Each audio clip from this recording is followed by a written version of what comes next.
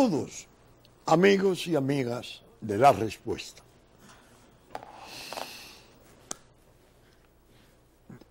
Es la semana mayor.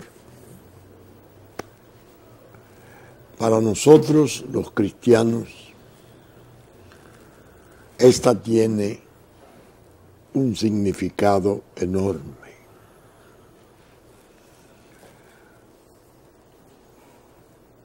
Para mí y mi familia, especialmente, es un tiempo de la Semana Santa que lo dedicamos a estar juntos,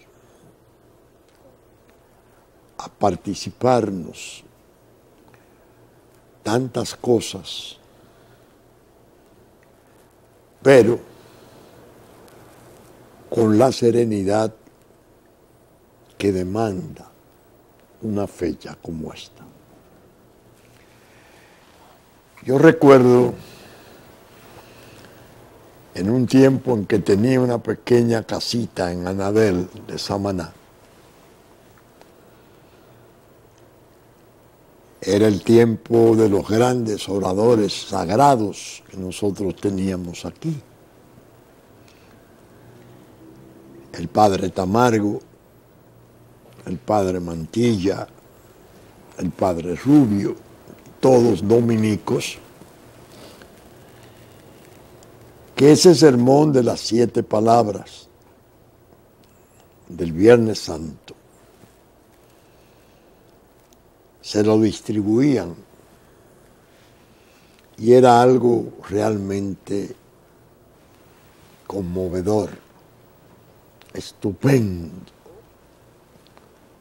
porque eran grandes oradores y explicaban las 7 palabras últimas del Señor en la cruz, en una forma que virtualmente todo el país estaba atento a ese evento. Siempre les repliqué a aquellos que decían, o que todavía dicen, que la Semana Santa ha degenerado porque la gente la toma para pasear, para ingerir bebidas alcohólicas, para irse a las playas, a los campos, y que ha ido como perdiendo el pueblo el respeto y la devoción por la conmemoración tan tremenda, triste, trágica en la crucifixión y gloriosa en la resurrección de domingo. Yo siempre le he replicado, no. Es cierto que hay cierta tendencia al esparcimiento y que la gente toma las vacaciones, son días no laborables, claro está, pero eso no indica que la gente abandone su fe. Y me recordaba de la casita nuestra en Anadel, allá en los años 72, 73. Tenía una pequeña lancha y nos íbamos en Semana Santa. Y se daba el caso de que en una playa preciosa, como lo es el Cayo Levantado, uno iba y se llevaba un radito portátil. Entonces era en la playa, ciertamente, hasta que comenzaba el sermón de las 7 palabras. ¿Quién inicia? Padre Rubio. ¿Quién inicia? Tamargo, Mantilla. Y no era yo solo, ¿no? Algunos grupos de familia se iban de la playa a oír el sermón de las 7 palabras. Y siempre dije a los que querían como con una preocupación, vamos a llamarlo así, porque se estaba perdiendo la fe y el respeto. Digo, no. El esparcimiento no se riñe con la fe. Depende como si hay exceso, Si hay aberraciones, orgiásticas, bueno, eso es otra cosa. Pero en familia, la familia se retira y va al campo y reza y oye las prédicas de los oradores sagrados que tienen a cargo la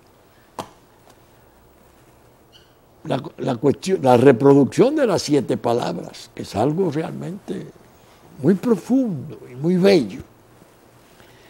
De manera que estamos en esta fecha y claro, uno en la política pide y espera moderación. Algunos piden pausa absoluta, silencio de los aspectos políticos, cosa que yo tampoco entiendo. Está bien el chisme y el ataque y el veneno y la discordia, eso no. Pero los temas políticos son temas nacionales y muchos de ellos incluso deben de tratarse con moderación, con prudencia, porque es un tiempo de reflexión. Y si hay una oportunidad importante para el creyente fijar sus esperanzas en el porvenir, en que vendrán otras modalidades más favorables para la suerte del país, y piensa en los problemas y trastornos del país, ¿qué mejor que hacerlo en Semana Santa? Invocar a Jesús, invocar al Señor, buscando que esas esperanzas no resulten fallidas, que nos ampare con su misericordia infinita.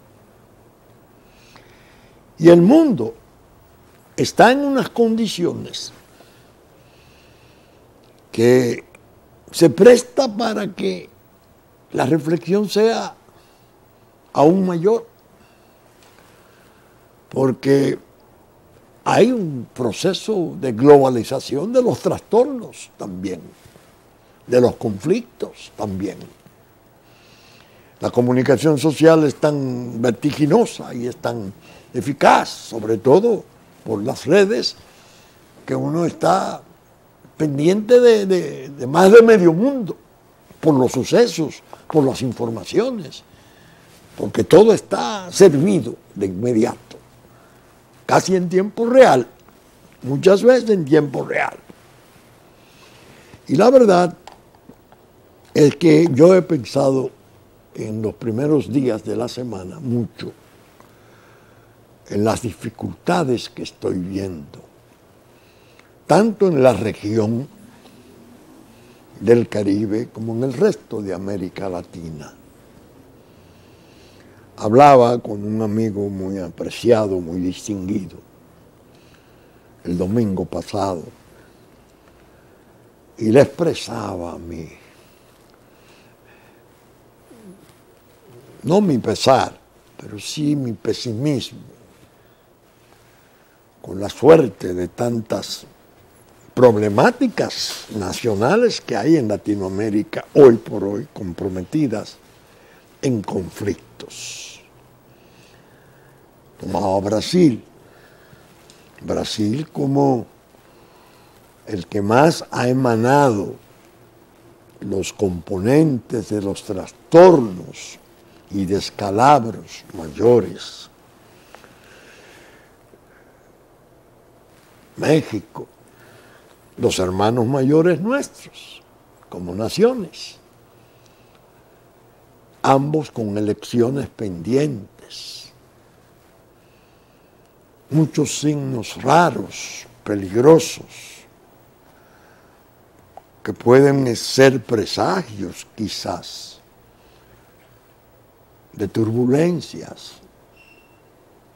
de perturbaciones severas de su paz y de su tersura institucional. Venezuela. Es decir, hay una especie de manto de problemas y de incertidumbres enigmáticas, muy enigmáticas, que necesariamente ponen al que piensa a pensar.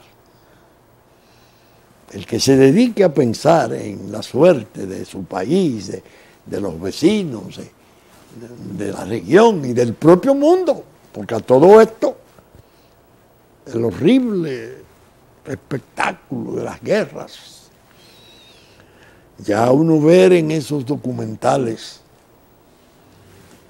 esas informaciones que salen por tantos medios, por ejemplo, sobre el horror de la guerra en Siria, sobre todo los niños víctimas de las guerras, los éxodos forzados de las ciudades, el uso de armamento altamente destructivo, el naufragio hecho quebranto en el Mediterráneo de los fugados. Bueno, es decir, no es un tiempo cualquiera. Es un tiempo en que el cristiano debe razonar, debe pensar, debe revisarse, hacer propósitos. Por eso he querido en la respuesta insertar estas reflexiones. Y voy a precisar 2 o 3 aspectos. Ustedes me oyeron desde hace ya meses, quizás más de un año, en la respuesta, mucho más de un año, clamar por la unidad entre nosotros, los dominicanos. Creo que he dado muestras muy tenaces, muy persistentes, reclamando unidad. He sido quizás incisivo, severo, con la chismografía, con las divisiones, con los desencuentros y todas las bajezas que eso acarrea. Mi tesis ha sido, hemos estado expuestos durante algunos años, los últimos 8 o 9 años, a un deterioro peligroso, muy delicado, de aspectos esenciales de nuestra patria. Estamos recibiendo un tratamiento durante esos años muy vejaminoso, muy desconsiderado de organismos internacionales, de esas entidades que viven calificando a los demás, muchas veces en forma muy injusta. Es el caso nuestro. Y la verdad es que hoy la falta de unidad entre nosotros está destilando debilidad. En medio nuestro luce cada vez más indefenso, menos capaz de poder reaccionar con los niveles adecuados, con los contenidos de razones, de argumentos protectivos de la nación. Estos días, hablando de la unidad, le decía a los amigos, yo fui tan lejos en esa cuestión de la unidad que recuerden ustedes que pedí formalmente que se estableciera una comisión plenipotenciaria de 3 o 5 miembros que fuera por el mundo, que fuera por las capitales del mundo, hablando con los gobiernos y con los sectores de poder de esas sociedades, explicando el caso nuestro. Recuerden, les decía a los amigos, que yo llegué a proponer formalmente que esa comisión la organizara el propio presidente de la República. Una comisión plenipotenciaria en misión de defensa nacional. Incluso fui tan lejos, repito, que propuse la persona ideal para presidir esa comisión, Leonel Fernández, presidente de la República en 3 períodos, 2 idiomas, 3, según me he podido dar cuenta, relaciones internacionales formidables. Y con ello pensé y así propuse, se iba a dar una muestra de fortaleza como nunca antes, porque los regaños y las desavenencias y los desencuentros que la intriga política ha logrado entre ellos dos, así quedaban superados. Frente al interés nacional, no, estamos unidos. Vamos a comenzar a explicar, vamos a comenzar a dar razones. No nos pueden seguir crucificando como un pueblo xenófobo, persecutorio, lleno de odio. No, no, no. El pueblo nuestro es muy generoso. Y si hay un país en el mundo que ha hecho esfuerzos de solidaridad concretos por la desgracia inmensa, la tragedia inmensa de los vecinos, ha sido el nuestro. Sin embargo, se nos está sacrificando. Claro, yo estaba consciente de que el gobierno tiene la traba venenosa del injerto, agendas terribles que vinieron desarrollándose en el tiempo, especialmente en forma más agresiva del presidente Obama, pero que venían ya con los grupos de poder de Estados Unidos, todos, el Caucus Negro, la Nación del Islam, propiciando un plan terrible contra el país.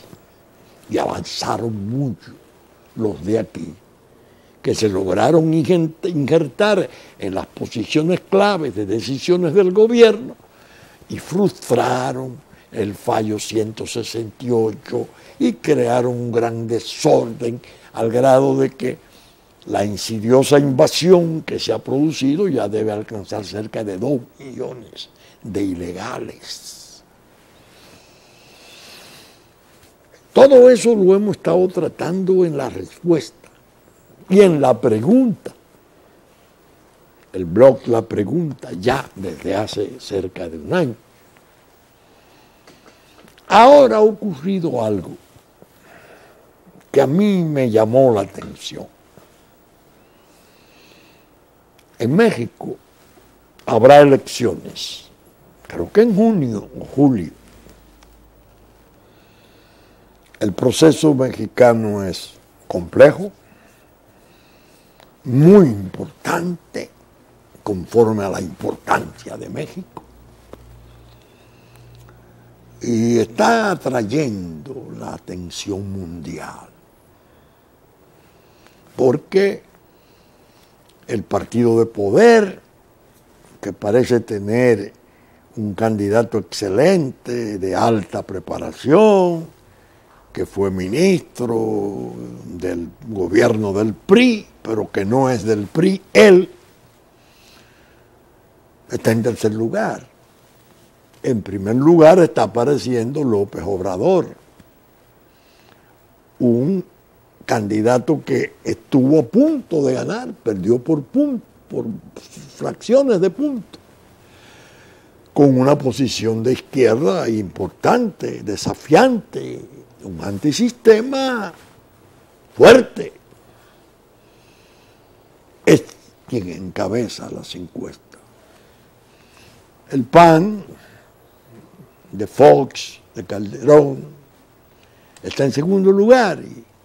Pero el proceso es interesantísimo y claro, delicado, porque sabemos cuáles son los ingredientes explosivos, peligrosísimos, que están afectando a esa sociedad, a ese pueblo tan querido por todos nosotros. El crimen, los espacios que el crimen organizado ha logrado, el secuestro, las desapariciones, los homicidios. México es la frontera sur plena de Estados Unidos. Es decir que en este momento México siempre ha sido importante, siempre ha sido una estrella de la historia. Pero yo creo que este es el momento más crítico y que despierta más ansiedad, más inquietudes. Todos queremos que vaya bien, que se logre un proceso ordenado en la medida que se pueda y que México pueda adelantar esfuerzos de reestabilización. ¿Saben ustedes a quién acaba de designar la Organización de Estados Americanos presidente de la misión de ese organismo regional internacional que va a observar y a estar presente en la experiencia electoral mexicana? Leonel Fernández. Este joven expresidente de 3 periodos de esta pequeña media isla va a encabezar la delegación de OEA, me imagino que vendrán otras personalidades, en la observación de las elecciones de México. Ya había estado en Ecuador como miembro de la comisión, ya había participado por decisiones, invitación de Mercosur, junto con el presidente Rodríguez Zapatero, el presidente Torrijos, en la mediación de Venezuela. Se apartó a raíz de la Asamblea Constituyente que vino a sustituir la Asamblea Nacional. Supuestamente obran en paralela en el gran drama de Venezuela. Pero para México, pero este era el que yo proponía para presidir la plenipotenciaria, la comisión plenipotenciaria nuestra de la defensa de la República a escala mundial, sobre los trastornos de soberanía, de integridad territorial, de identidad, de nacionalidad, que se nos han tratado de imponer rumbo camino a un Estado binacional.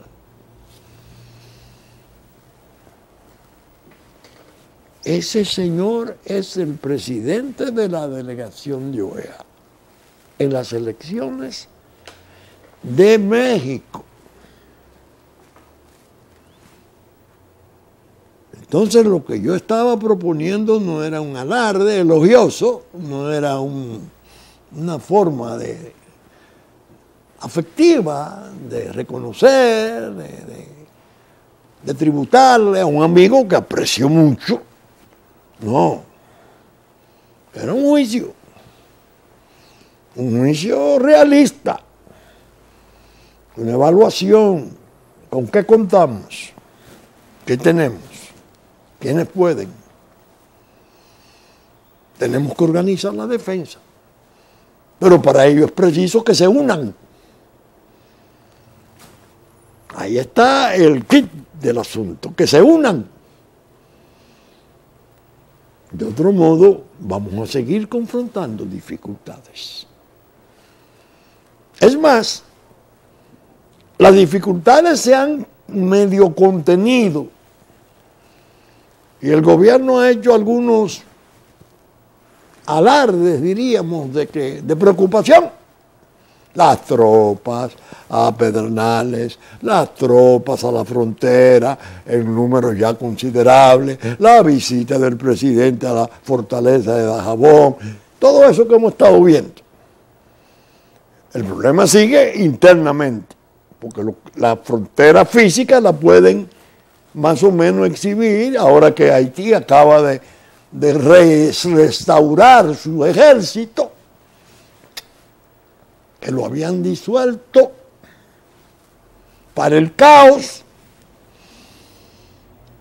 La frontera jurídica, la de la nacionalidad, la de la identidad, están totalmente destrozadas. Entonces no hay reacción sobre eso. Hay la física, pero la jurídica no. Y el mal en profundidad está en la frontera jurídica, que han sido violadas y desconocidas. Entonces, en esto no hay tiempo. Esto no son fenómenos, ni acontecimientos, ni situaciones que uno dice, bueno, ya pasó. No ha pasado, ni va a pasar. Nos va a perseguir, nos va a ir tratando de asediar, aguardando las oportunidades que en el mundo del poder extranjero se le ofrezcan para poder ahondar sus daños. ¿Por qué se han contenido un tanto las dificultades? Por lo que ocurrió en Estados Unidos. Un terremoto. Trump es un terremoto, en el sentido de que ha puesto a convulsionar a instancias de poder invencibles, invictas, de enorme influencia. Un desafío, bueno, entre ellos está el de la comunicación social del mundo, con la prensa. Es una pelea generalizada, grave. Y esa gente de allá, como he explicado otras veces, en la materia de la inmigración ilegal, tiene las mismas posiciones que el país nuestro debe de asumir. Que defendemos, ya veo que con mayor, de manera más visible, está apareciendo el crecimiento de la conciencia que está tomando la gente del trastorno. Entonces, el presidente Trump le aprueban el muro, pero le dan 1.500 millones de dólares y él había solicitado 25.000. Entonces, una riña interna sobre los Dreamers, el problema de los ilegales que tienen tiempo para salir, él le responde a los demócratas, bueno, eso no va, vamos a continuar. Pero logra la aprobación de 700.000 millones de dólares para refortalecer sus fuerzas armadas. Y pone un Twitter el martes, el presidente Trump, comentando esa experiencia. Y dice, el muro significa una providencia en favor de la seguridad nacional. Las Fuerzas Armadas han vuelto a tener recursos. Los militares tienen obligaciones de proteger la seguridad nacional. El muro será virtualmente hecho por los militares. Una expresión que uno dice, bueno, o va a tomar del presupuesto de 700.000 millones de dólares los 25.000 del muro como una cuestión de seguridad nacional a cargo de Fuerzas Armadas,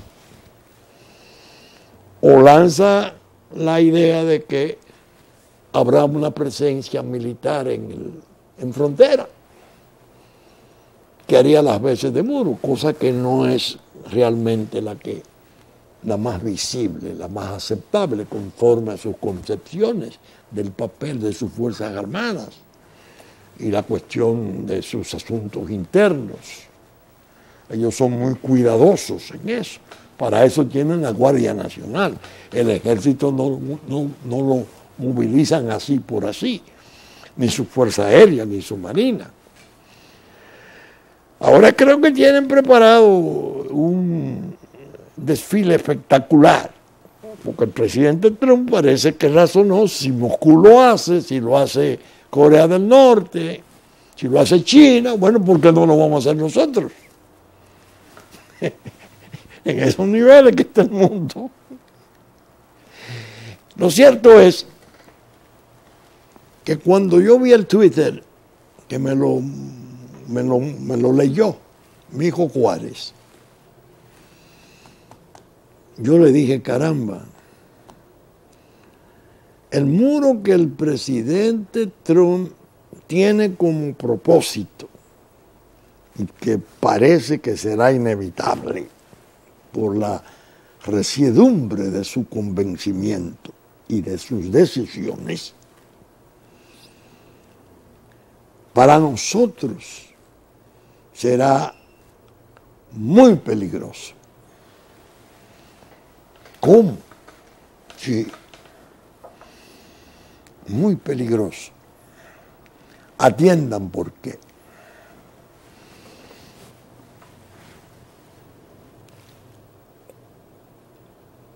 En el mes de mayo del 2011, yo lo comenté en Washington, en una reunión de seguridad del Caribe. Recuerden que lo comenté. El discurso de cierre me correspondió a mí. Al tercer día, al cerrar el evento, hablaba República Dominicana. Yo estaba allí en mi condición de asesor del Ejecutivo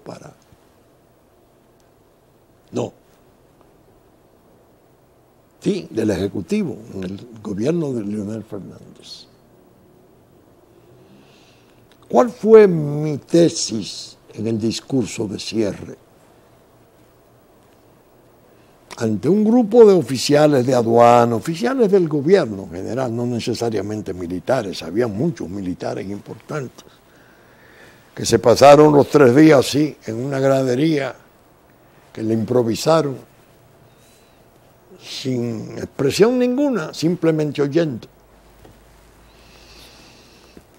que los que habían diseñado el Plan Colombia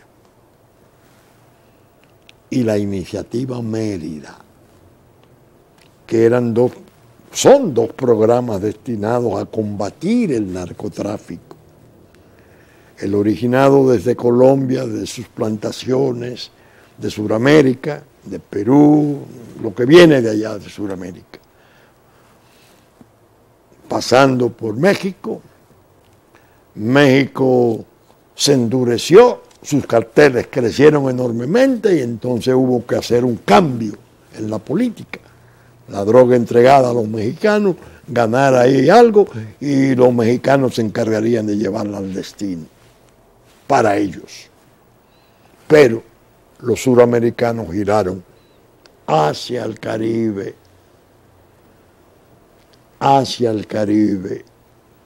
y en el Caribe estamos nosotros.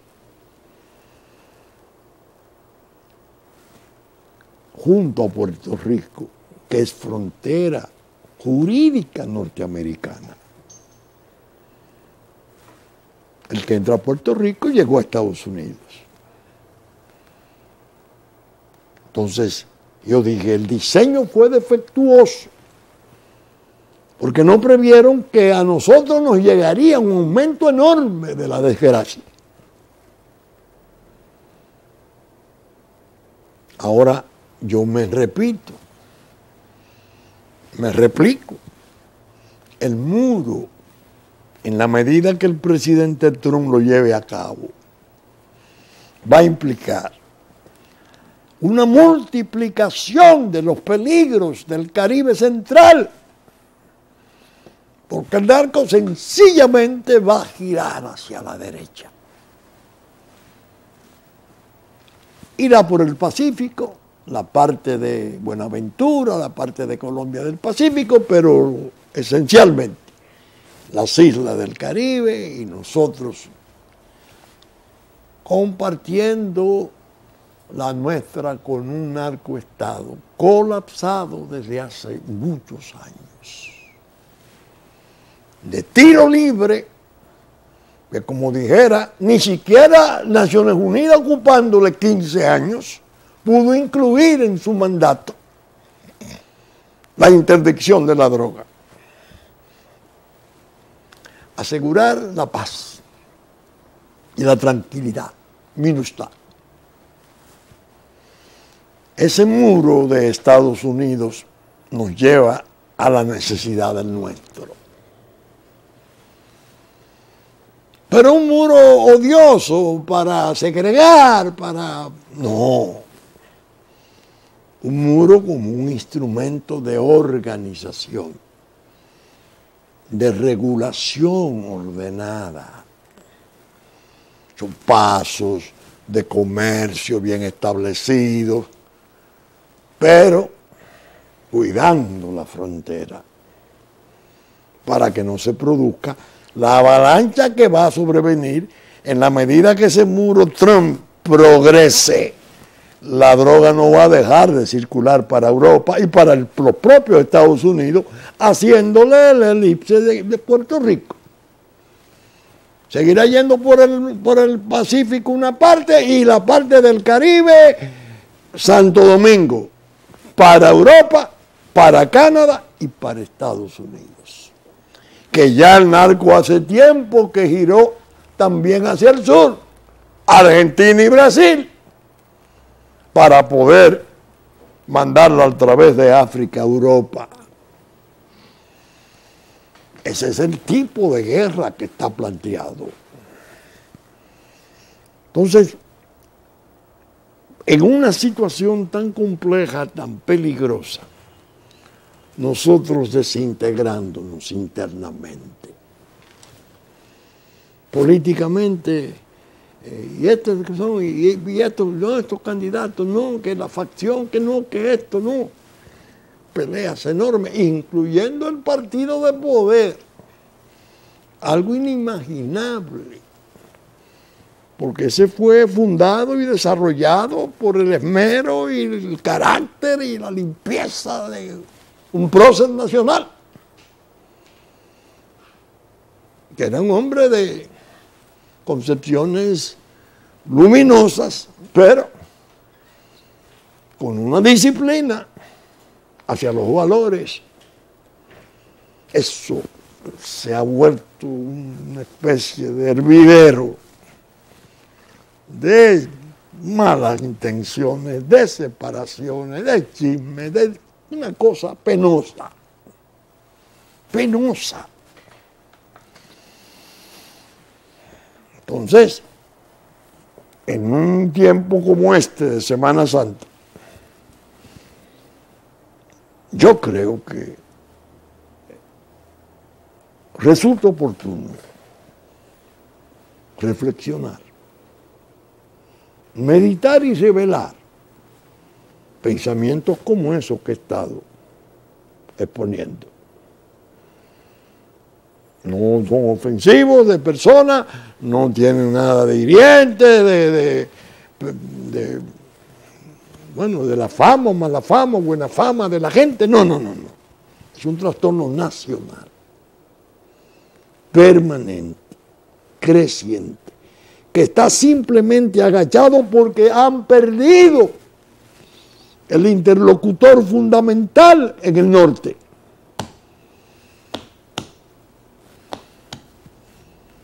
Porque allí está gente gobernando alrededor y junto a Trump que conoce exactamente la problemática del Caribe y de otras partes del mundo, pero especialmente la nuestra, y sobre todo que tiene ideas muy claras y profundas sobre los avances y progresos agresivísimos del crimen organizado y sus riquezas. Y que tiene además ahora la preocupación real, no teórica, del terrorismo. Y que sabe lo que el oeste de la isla de Santo Domingo ya representa como peligro, porque los vínculos más intensos, más permanentes, más sostenidos de todos los estados de América Latina con África están ahí. Y con la parte quizás más delicada de África, Nigeria, donde andan fuerzas de todo tipo, radicales. El Islam, en la peor manifestación de extremismo radical, está ahí, practicando secuestros masivos, matanzas masivas y listo para actuar. Lo sabe la autoridad actual norteamericana. Por eso ustedes me han oído poner mucho empeño en destacar ese informe del Departamento de Estado, que en 5 páginas tiene 7 menciones de terrorismo, que habla incluso de son grupos pequeños pero muy potentes, asociados al ISIS, al Daesh. No podemos permitir que se establezcan en el Caribe, que es nuestra frontera sur. Esos grupos que están al lado del presidente Trump, algunos de ellos son estrategas. Hay uno reputado como un erudito, el ministro de Defensa, y hombre de acción además. Le llaman el monje guerrero. Entonces, en estas condiciones, yo traigo ese recuerdo, esa mención más que recuerdo, repetida, de mi empeño por la unidad. Cómo pedí, cómo forzaba mi tiempo de programa para dedicarlo plenamente a la alarma.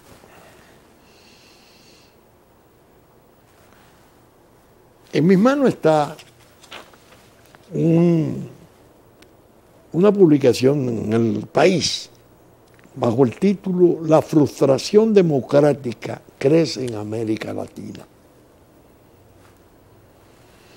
Es interesante.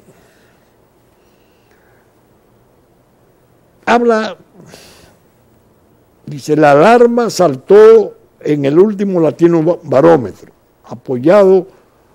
el apoyo a la democracia en la región lleva 5 años consecutivos de caída y solo un 53% de los ciudadanos consultados se mostraba partidario de esta forma de gobierno.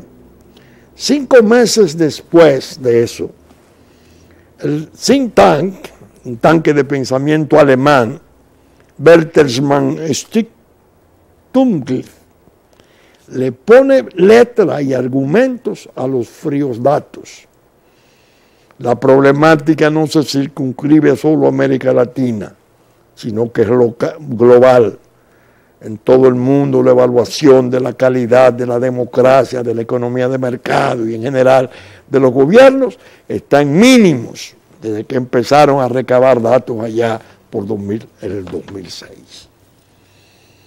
Esta crisis de confianza, subrayan los especialistas del Bertelsmann Stiftung, está empezando a erosionar la propia legitimidad de los ejecutivos regionales, cuyos niveles de aprobación están, salvo en contadas excepciones, en niveles históricamente bajos. Más aún, hay una amenaza creciente sobre la legitimidad de la democracia en sí misma, que sigue perdiendo apoyo en la población. En Latinoamérica, la insatisfacción con el funcionamiento de la democracia está amenazando con mutar en un descontento para con la democracia como tal. Óigame, de los 21, el consenso en torno al modelo democrático sigue siendo la nota predominante en América Latina, pero su fuerza cada vez es menor. En su diagnóstico, los especialistas de la organización privada alemana detectan un bajo estado de ánimo social, alimentado por una creciente discrepancia entre las mayores demandas de los ciudadanos y la falta real o percibida de capacidad para resolver los problemas por parte de las élites políticas, cuya reputación se ha visto mermada por escándalos de corrupción en los últimos años.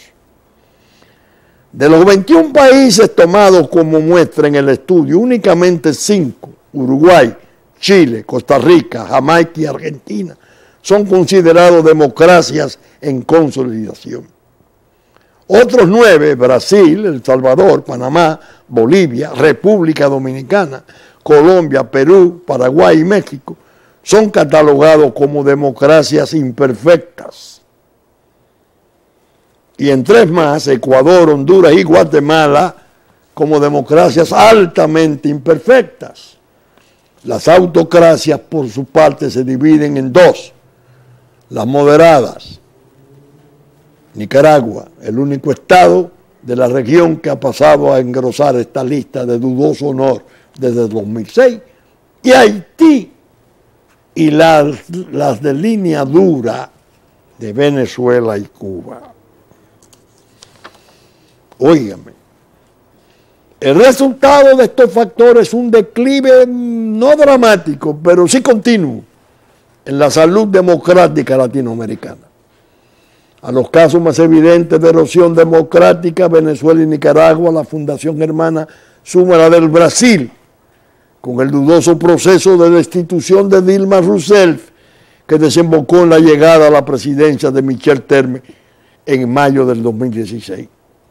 También las maniobras para permitir la reelección directa de gobernantes en el poder en varios países de la región, República Dominicana, Honduras, Ecuador y el intento fallido del Paraguay. ¿Qué pasa? ¿Por qué leo yo esto? Porque una de las cosas que yo aconsejé y aconsejé más al poder en el proceso del 12 fue, en el proceso del 16, fue, no intenten modificar la Constitución sin un referéndum consultivo. Tenemos ese instrumento formidable, bien desarrollado en esa Constitución moderna. Una Constitución de derroteros y de marco de los grandes principios. Le dije muchas veces desde aquí al presidente Medina, candidato entonces posible por reelección, si no se hace el referéndum consultivo, va a venir una ilegitimidad que como un quebranto crónico permanente se va a mantener como debilidad de su gobierno si logra repetirse. Ahora ya están las movilizaciones de la reelección, y hay un lío inmenso. Las primarias abiertas, señores, las primarias abiertas no se pueden intentar porque la nacionalidad está en precario, porque hay una falsificación masiva, multitudinaria, inmensa de la nacionalidad. Y esa es una vía de dolo para abrirle paso a la destrucción del Estado desde adentro.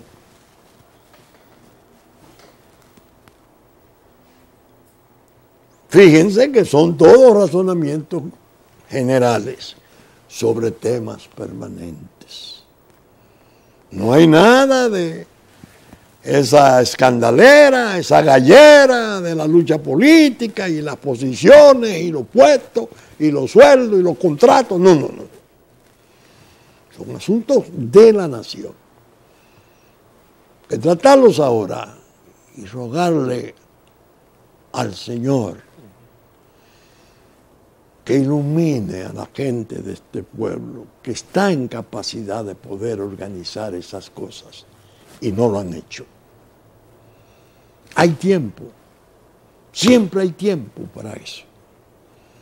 Inténtenlo, únanse, fortalezcan al país, porque tan pronto esa moción de geopolítica ceda por el tiempo, por cumplimiento del periodo, y venga algo de lo que ellos esperaban con la señora Clinton, se recrudece el problema ya en forma letal, definitiva. Hay que trabajar ahora.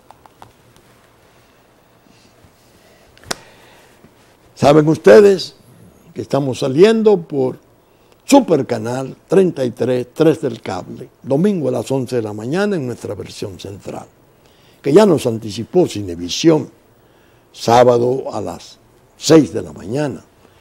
Telefuturo, Canal 23, después de la misa de San Antonio, a las 8 de la mañana de domingo. Telenor de San Francisco de Macorís, 12 del mediodía, 6 de la tarde.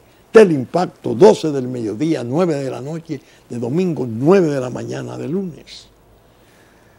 TNI, Canal 51, 7 de la noche de domingo. Saben ustedes que nuestros contenidos son reproducidos y retenidos y comentados por Diario Horizonte de Nueva York, Diario Digital Dominicano. La radiodifusión a cargo de Radio Real de La Vega en la versión central de domingo a las 11. Hit 92 a las 9 de la mañana para el sur de la República, domingo. Puerto Plata, Musavisión, TV3, TV3, TV Plata, de 10 a 12 del mediodía de domingo. Y los canales amigos de Constanza, Sabaneta, Montecristi, Higüey y Romana, que reproducen nuestros contenidos en los tiempos pertinentes. Con la gracia de Dios esperamos estar con ustedes el próximo fin de semana con una nueva entrega de su respuesta. Muchas gracias y hasta entonces.